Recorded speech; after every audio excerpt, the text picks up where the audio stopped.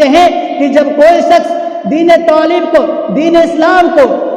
دین تعلیم کو جب حاصل کرنے کے لیے جب کوئی شخص گھر سے نکل پڑتے ہیں تو اللہ رب العالمین اس شخص کے لیے جنت کا راستہ آسان کر دیتا ہے، اور فرشتے اس شخص کے پیر کے نیچے اپنا پر بچھا دیتے ہیں تاکہ اس شخص کو کسی قسم کا تکلیف نہ ہو۔ میرے بھائیوں، ہمیں اور آپ کو مال کمانے کے ساتھ ساتھ، ہمیں اور آپ کو مال جمع کرنے کے ساتھ ساتھ، ہمیں اور آپ کو علم دین سیکھنا بھی ضرورت ہے۔ اور اللہ کے پیارے نبی فرماتے ہیں کہ یہ حسد، اگر حسد کسی چیز میں کیا جائے حسد کرو، لیکن ایسا حسد نہیں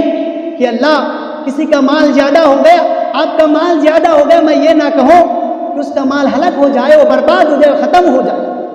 ہم یہ دعا کر سکتے ہیں کہ اللہ سے یہ حسد کر سکتے ہیں، یہ کہہ سکتے ہیں کہ اللہ اس کو جو پراپرٹی دیا ہے اس کے اہل عیال خوش ہیں، اس کے مال و دولت سے اس کے پریوار خوش ہیں، کہ اللہ رب العالمین ہمیں بھی اتنا مال دے دے کہ ہمارے بھی اہل عیال ہم بھی خوش ہو جائے۔ لیکن اس سے افضل یہ ہے کہ تم یہ بات کہو کہ اللہ رب العالمین اس شخص کو اتنا علم دیا ہے، لیکن اس سے زیادہ کہیں مجھے اسی طرح مجھے بھی علم دے دیجئے کہ اللہ رب العالمین، تاکہ میں دین اسلام سے یہ علم سیکھنے کے بعد میں بھی خود قرآن و حدیث پر عمل کروں اور ان لوگوں تک یہ بات پہنچاؤں جو نہیں جانتا کہ قرآن کیا ہے، جو نہیں جانتا کہ علماء کی قدر کس طرح کی جائے۔ میرے بھائیوں، اللہ کے رسول صلی اللہ علیہ وسلم ان دونوں باتوں پر حسد کرنے کو کہا کہ تمہیں اگر حسد کرنا ہے تو یہ حسد کرو کہ اللہ رب العالمین اسے جو علم دیا ہے اسی طرح مجھے بھی علم دے دیجئے، کہ اللہ رب العالمین اسے جتنا علم دیا ہے وہ جس طرح لوگوں کو سمجھا رہے ہیں، وہ جس طرح لوگوں کو کہہ رہے ہیں، تاکہ میں بھی لوگوں تک پہنچا سکوں۔ محترم حضرات، اللہ کے پیارے میں فرماتے ہیں کہ وہ لوگوں، جب انسان مر جاتا ہے، جب انسان ختم مر جاتے ہیں، جب اس کے سانسیں بند ہو جاتی ہے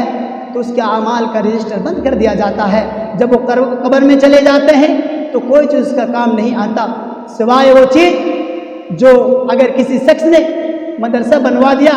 اگر کوئی شخص سڑک کے کنارے پہ ایک کنواں کھدوا دیا یا ایک ٹیوب ویل وہاں سڑک کے کنارے پہ گڑوا دیا، اس شخص کو جو ہے مر جانے کے بعد اس کا ثواب ملتے رہتا ہے۔ اور دوسرے نمبر پر اللہ کے نبی نے کہا کہ اگر کوئی شخص علم دین کا طلب کرتا ہے، اگر کوئی شخص تقریر کرتا ہے، اگر کوئی شخص لوگوں کو سمجھاتا ہے، اگر کوئی شخص کتابیں لکھتا ہے، تو وہ شخص جب مر جاتے ہیں، جب تک دنیا کے اندر اس شخص کا کتاب کو پڑھا جاتا ہے، جب تک کہ اس کا تقریر لوگ سنتے ہیں اور صحیح راستے پہ آتے ہیں، اور جب تک جو ہے لوگ اس پر عمل کرتے ہیں، تب تک اس کا نیکی جو اس شخص کو پہنچتے رہتا ہے۔ یاد کیجئے کہ صحیح بخاری جو بخاری کے لکھنے والے ہیں، وہ شخص جو بخاری لکھنے کے بعد وہ مر گئے ہیں، ہزاروں سال ہو گئے ان کو اس کا انتقال ہونا، میرے بھائیوں اس کو ابھی تک جو ہے نیکیاں مل رہا ہے اور وہ اس کا ثواب حاصل کر رہے ہیں۔ اسی طرح اللہ کے نبی جناب محمد رسول اللہ صلی اللہ علیہ وسلم نے کہا کہ اگر کوئی شخص لوگوں کو صحیح تعلیم دیتا ہے، اگر کوئی شخص لوگوں کو برے کاموں سے روکتا ہے اور وہ جو ہے انتقال کر جاتا ہے، اگر کوئی شخص اپنے بچوں کو عالم بناتا ہے اور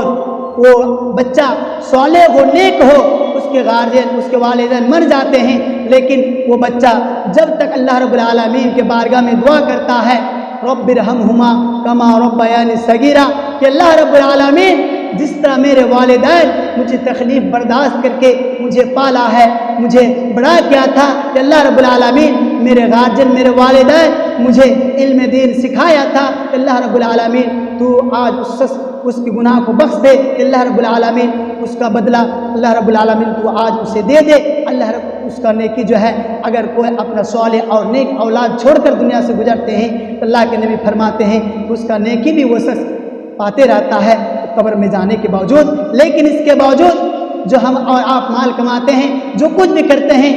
ہم اور آپ مر جاتے ہیں، ہمارا مال دنیا کے اندر رہ جاتا ہے، دنیا تک ہی رہ جاتا ہے، ہمارے آخرت میں کام نہیں آتا۔ لیکن ہاں، اگر ہم اور آپ یہ تینوں کام کرنے کے بعد دنیا سے گزرتے ہیں، اگر ہم اور آپ یہ تینوں کام کرنے کے بعد مرتے ہیں، تو یقین مانیے کہ جب تک آپ کا یہ کام جب تک آپ اگر آپ کسی قرآن مدرسے میں یا مسجد میں رکھتے ہیں، یہ قرآن جب تک مسجد میں کوئی شخص تلاوت کرتا ہے، جب تک مسجد میں رہتا ہے آپ کو نیکی ملتا رہتا ہے۔ اگر آپ کسی سڑک کے کنارے کنویں کھدواتے ہیں اور اس کنویں سے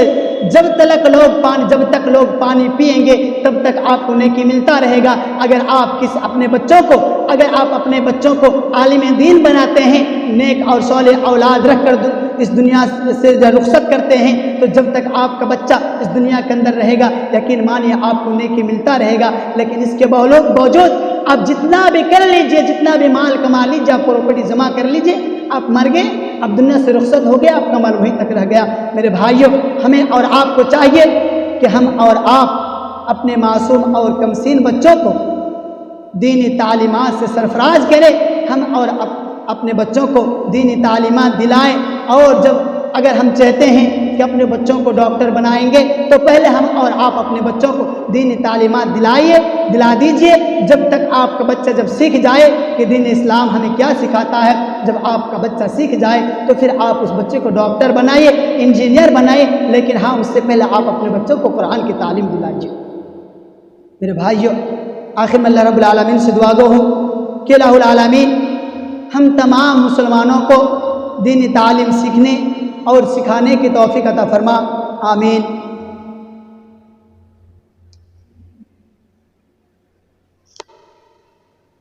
الحمدللہ رب العالمین، الصلاۃ والسلام